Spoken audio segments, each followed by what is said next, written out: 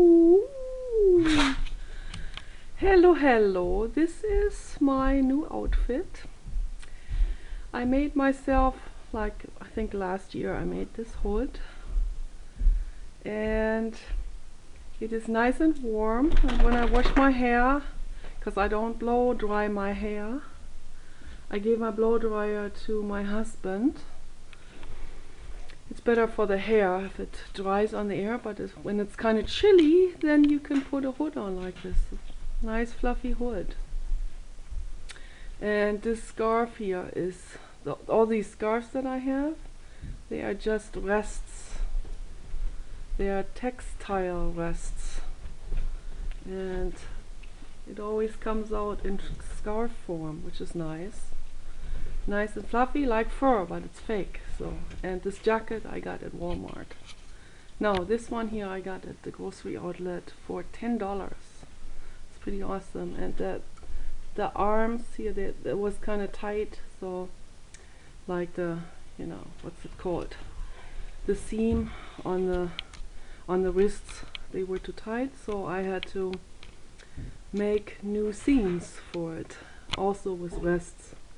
And it works out okay. It doesn't look super great, but it works out better than before, so that's pretty neat. But all these jackets that I buy, like at Walmart or other cheap stores, or even if I went to a very expensive store like Arc'teryx, or I have one Arc'teryx jacket, all jackets that I buy in a store are way too short, and particularly for me, they're always at least 1 foot too short because I have a really long back.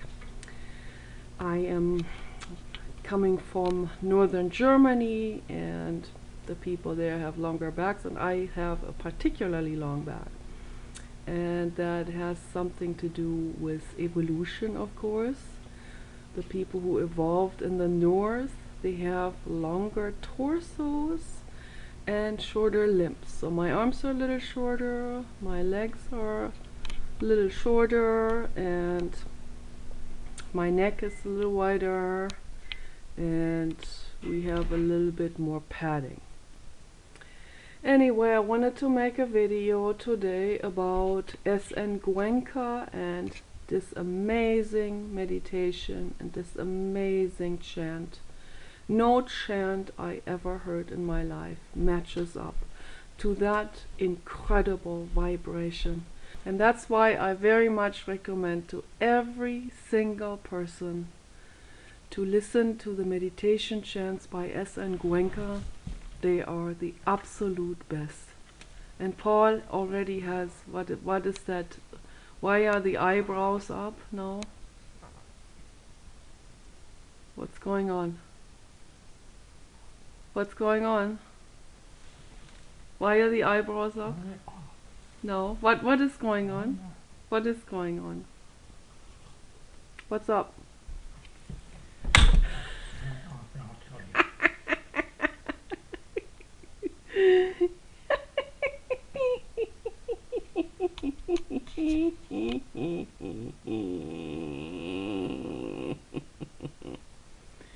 So anyway, things are getting better. It is not easy, it is very, very, very uneasy, but things are getting better when you meditate.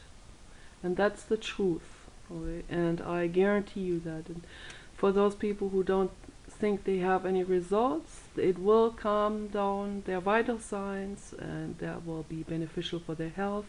And if they do it long enough, they will even gain compassion and empathy and love and all of these things that we all want, because it feels better. Even for Richard Berman, if he did that, if he really experienced a serious, not just this joke state that he's in this constant joke state, like everything to him is a joke, That's not a state of love. That's just that's a kind of like a transient state. It's like he's always with 1 foot already in the tomorrow, in how can he,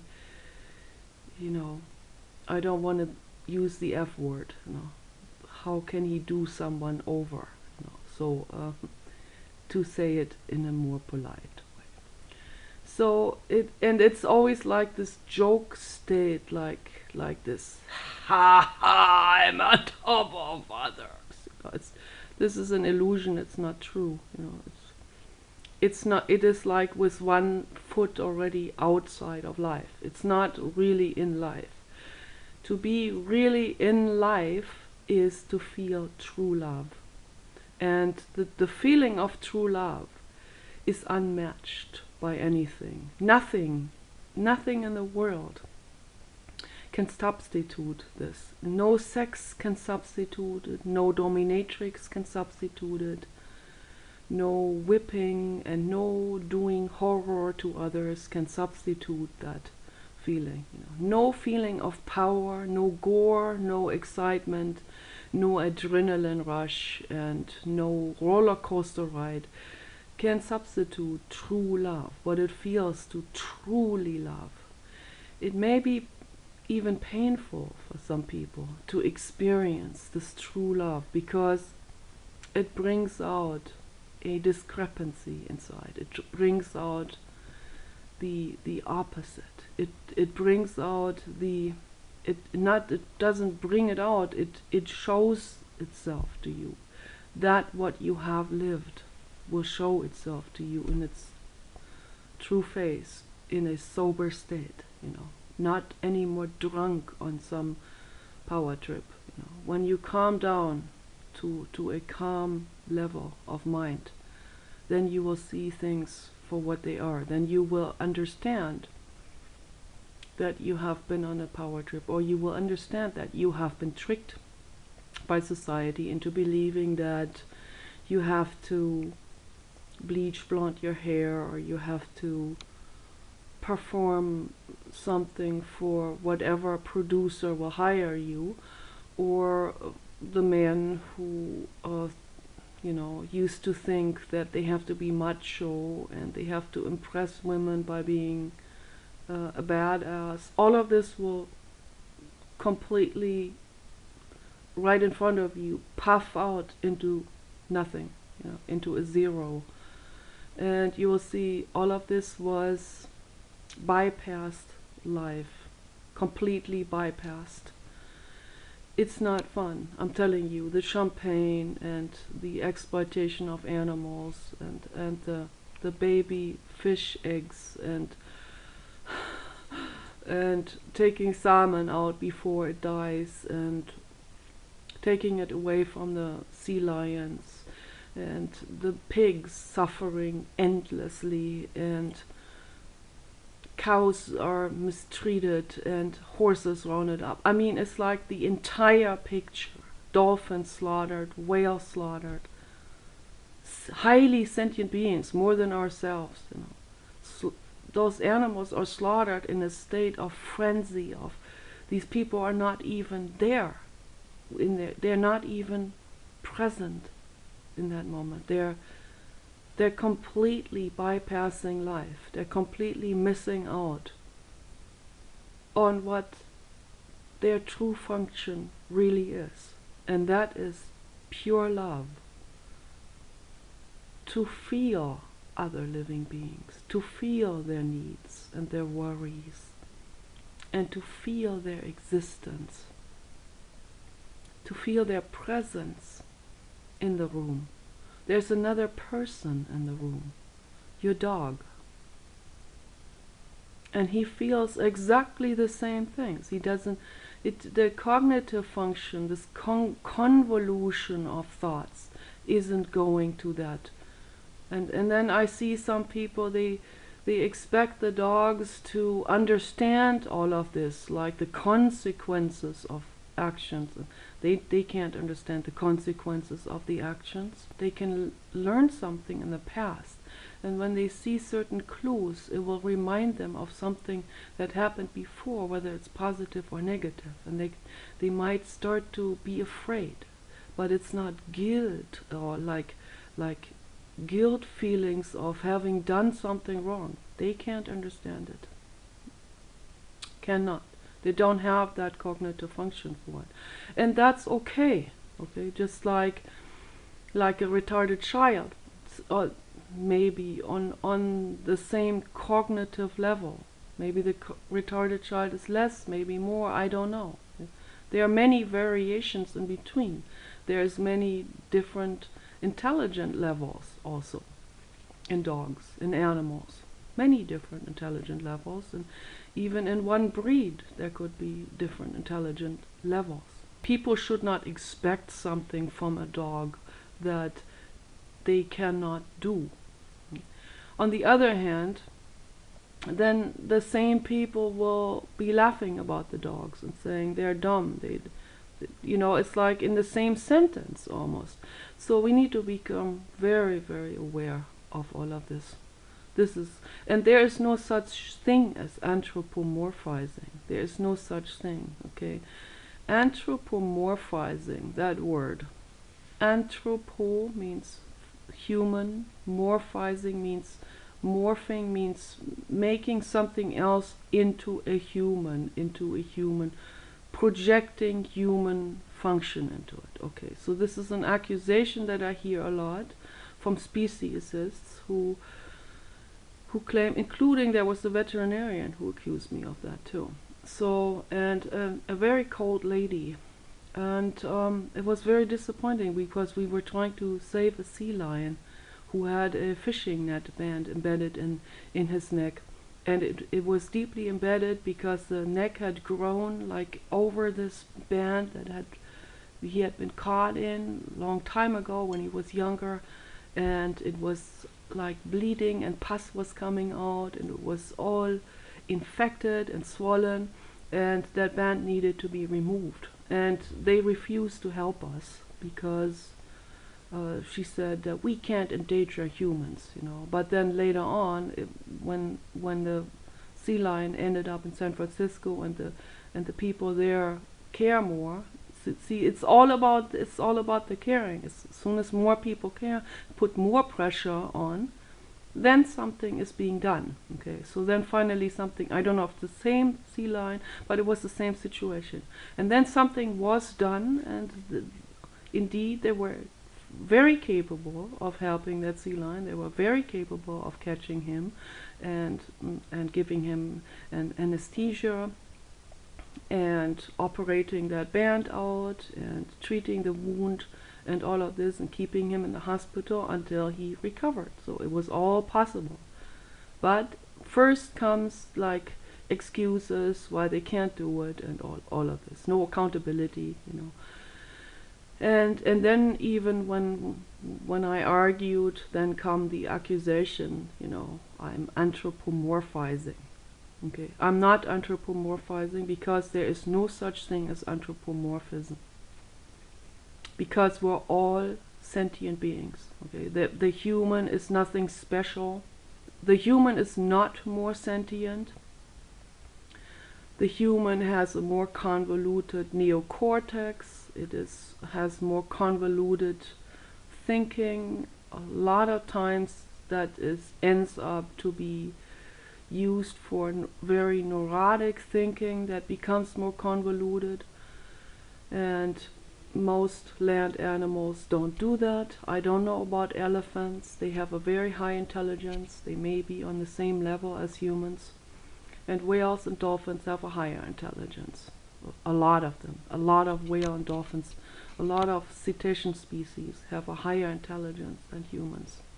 Okay, a lot of scientists don't want to recognize it, but there's a lot of work. A lot of work has been done on this subject, and it proved that they have a higher intelligence. The brains are bigger, even the brain-body ratio. For that, the brain is bigger also than the humans. So they have more spindle cells. That means they have higher cognitive function. The language is more complex. That requires extreme abstract cognitive function. So just a completely different world that they live in. And because it's a different world, people will make assumption that, they can't make weapons, therefore they are not whatever apex predator or something. Yeah, apex predator doesn't mean that individual is superior. It doesn't mean that at all. It doesn't mean at all that an apex predator is smarter. Usually on land that has been the case, but it's not always the case, and it's certainly not the case in the ocean. It's not the case with humans. Okay, so I see the superior one is the one that practices altruism, and so that is our goal. And that's why S.N. Goenka teaches this, and teaches this particular compassion meditation, Vipassana and Metta Bhavana. It's very important, and also the chants that he does. Very important to listen to these chants and to absorb that energy into your body, and calm the mind way down, tone way down. Forget about what other people think or say, or forget about their accusations and all of this. You know, they're wrong. They don't know what they're talking about. Okay, make affirmations. I am good the way I am. I am beautiful. I am abundant. I am creative. I'm intelligent.